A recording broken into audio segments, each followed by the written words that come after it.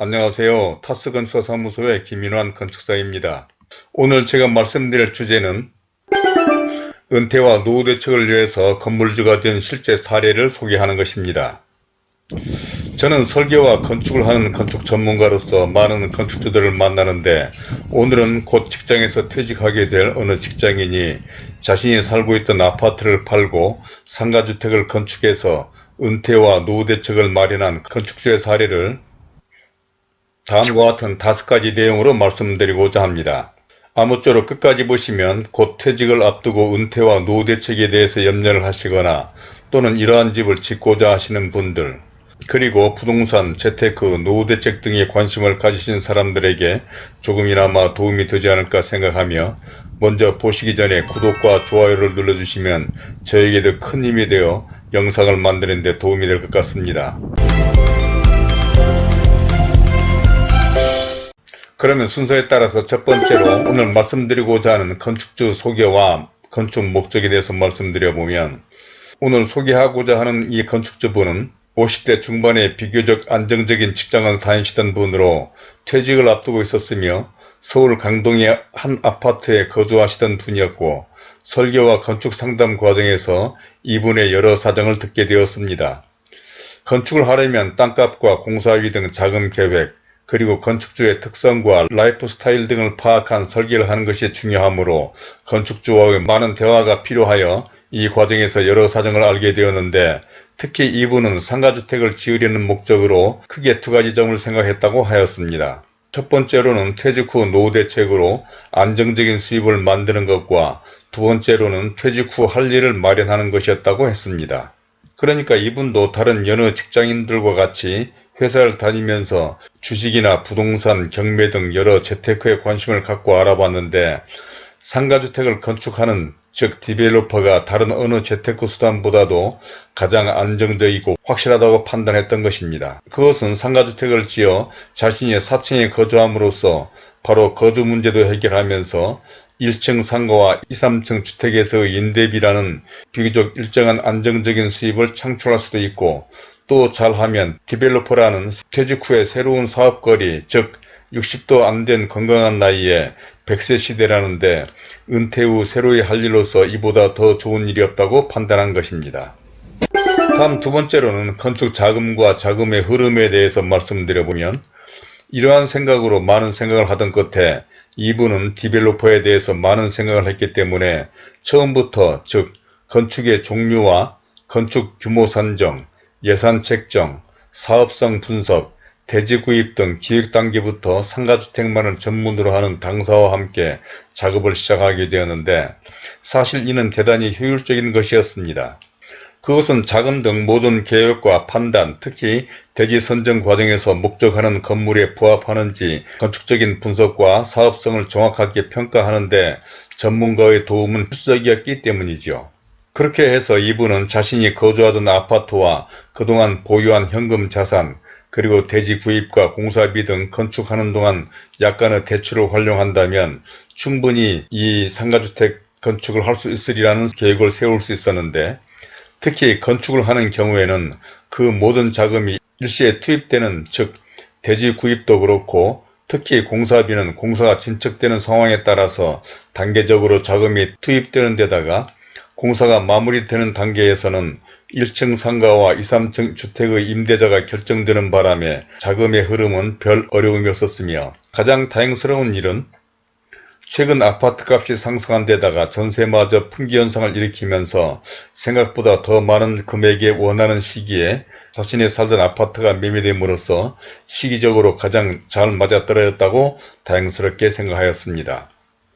다음 세 번째로는 구체적인 건축 과정과 이분이 염려스러워했던 일들에 대해서 말씀드려보면, 사실 이분이 상가주택을 건축하려고 생각했을 때 가장 걱정을 많이 하고 신경 쓰는 부분이 바로 건축에 대한 부담감이었다고 했습니다.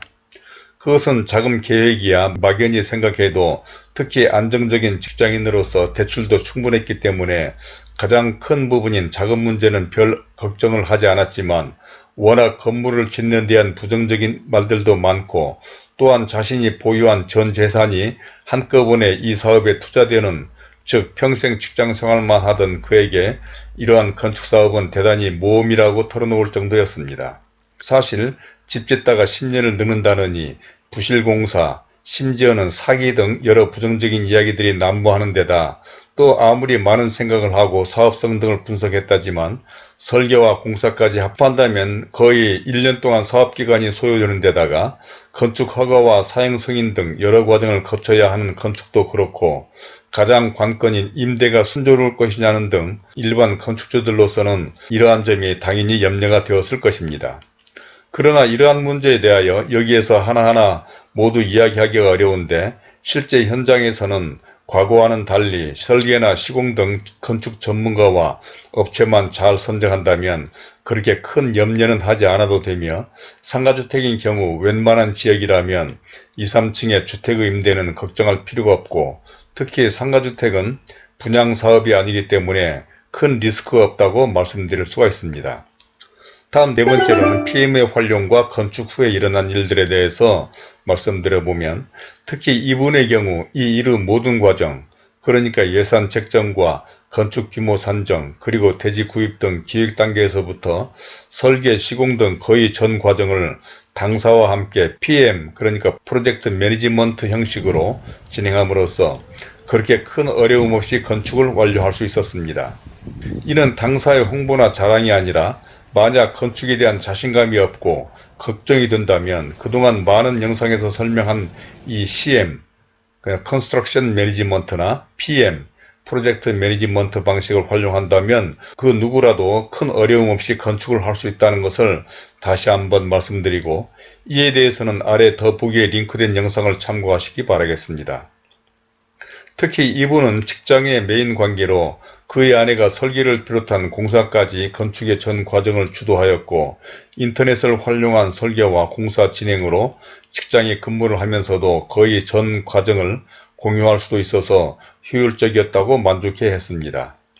또한 가장 염려하였던 임대 문제도 대지 구입 단계에서부터 많은 검토와 분석을 한 탓으로 건축 과정에서 1층 상가와 2, 3층 주택의 임차인들을 쉽게 확보할 수가 있었는데 이와 같이 건축과 임대까지 마치고 입주하던 때 그분은 지난 모든 과정을 돌아보면서 지나치게 부정적인 생각을 했던 건축에 대하여 괜한 염려와 걱정을 하였다고 만족해 하였습니다. 특히 많은 신경을 쓴 4층과 다락, 옥상 정원 등 이 건축주가 사는 공간의 거주성은 부인을 비롯한 자녀들까지 지금까지 살던 아파트보다는 훨씬 넓고 다양한 공간이 많아서 대단히 흡족해하는 모습을 보면서 저희들도 큰 보람을 느꼈습니다. 이제 마지막으로 다섯 번째로 은퇴나 노후 대책과 건물주, 즉 디벨로퍼에 대해서 말씀드리면서 마치겠는데 이로 말미암아서 이분이 상가주택을 건축하고자 했던 첫 번째 목적, 그러니까 자신의 거주 문제를 해결하며 일정한 월소득을 창출하는 1차 목적은 순조롭게 이룬 셈인데 그것도 처음 예상을 비교적 보수적으로 잡긴 했지만 예상보다도 더 많은 임대 수익을 달성하였고 특히 2, 3층의 4가구 주택 전세 보증금으로 한 가구당 2억 원씩 총 8억 원으로 이 비용으로 건물의 공사비를 충당할 수 있었다는 것은 자금 활용에서 많은 여유가 생겼습니다. 또한 전체적으로는 아파트에 살 때보다도 오히려 본 건물을 짓고 난 후 많은 여유 자금의 확보와 함께 1층 상가에서 월 소득이 매월 700만원이나 올림으로써 은퇴 후 노후 대책을 충분히 마련하게 되었으며 2, 3층 주택의 다음 전세의 만기 시에는 월세로 전환하는 경우 더 많은 월 소득을 창출할 수 있게 될 것이라고 기대하였습니다. 이러한 노후자금뿐만 아니라 이분에게 더 큰 소득이 있었는데 그것은 은퇴 후 할 일, 즉 새로운 직업이 생겼다는 것으로 바로 이게 그분이 상가주택을 짓는 두 번째 목적이었던 것이죠. 그러니까 이번 상가주택의 전체 건축 과정을 통해서 집을 짓는 데 대한 노하우와 방법을 터득하였고 설계와 공사를 진행하면서 알게 된 건축사, 세무사 등 전문가와 업체 관계자들의 네트워크를 잘 활용하는 경우에 또 다른 상가주택 등 소규모 건축사업을 할 수 있겠다는 자신감이 생겼던 것입니다. 이러한 일들은 철저한 준비와 조사 그리고 사업성 분석 등과 함께 전문가와 업체들과 파트너십만 잘 갖춘다면 특히 분양사업이 아니고 큰 리스크가 없는 임대사업으로 땅과 건물이 있기 때문에 다른 어느 사업, 즉 퇴직 후 식당이나 제과점 등 새로운 창업보다 훨씬 안정적이고 확실한 사업이었던 것입니다. 즉 특별한 노하우가 없어서 퇴직 후에 무엇을 할까 막연히 염려하던 그분은 특히 건축 과정의 모든 과정을 주도한 아내와 함께 앞으로 유망한 지역에 안정적이고 확실한 땅을 물색해서 또 다른 디벨로퍼 사업을 하겠다는 계획을 세웠는데, 이러한 것은 수차 말씀드리지만 다른 주식이나 경매, 부동산, 그리고 식당이나 제과점 등 다른 어느 재테크 수단이나 창업보다도 훨씬 안정적이고 유망해서 은퇴 후나 노후 대책으로 적합하다고 할 수가 있을 것입니다. 자, 이제까지 은퇴와 노후 대책을 위해서 건물주가 된 어느 건축주 사례에 대해서 첫 번째로 건축주 소개와 건축 목적, 두 번째로 건축 자금 계획과 자금의 흐름, 세 번째로는 구체적인 건축 과정과 염려스러웠던 일들, 네 번째로는 PM 활용과 건축 후에 일어난 일, 다섯 번째로 은퇴 후 노후 대책과 건물주, 즉 디벨로퍼에 대해서 말씀을 드렸습니다.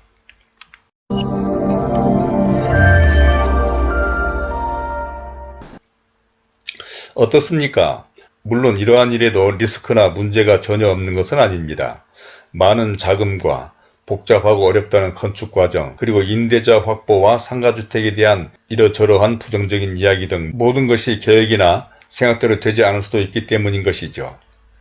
그러나 저는 건축 전문가로서 바로 이런 분들뿐만 아니라 수많은 건축주와 상가주택을 경험해 보면서 다른 어느 사업보다 하기에 따라서는 훨씬 안정적이고 확실한 사업이 아닐까 생각해서 오늘 이 말씀을 여러분들께 드렸는데, 이러한 점들을 참고하시기 바라고, 혹시 이에 대한 궁금한 점이나 의견이 있으시다면 아래 댓글에 말씀해 주시기를 바랍니다. 그러면 오늘의 말씀은 여기에서 줄이기로 하고, 이 영상이 도움이 되셨다면 구독과 좋아요를 눌러주실 것을 당부드리며, 또 지금 떠오르는 제가 추천하는 이 왼쪽에 있는 두 영상들도 참고해 보시기를 바랍니다. 감사합니다.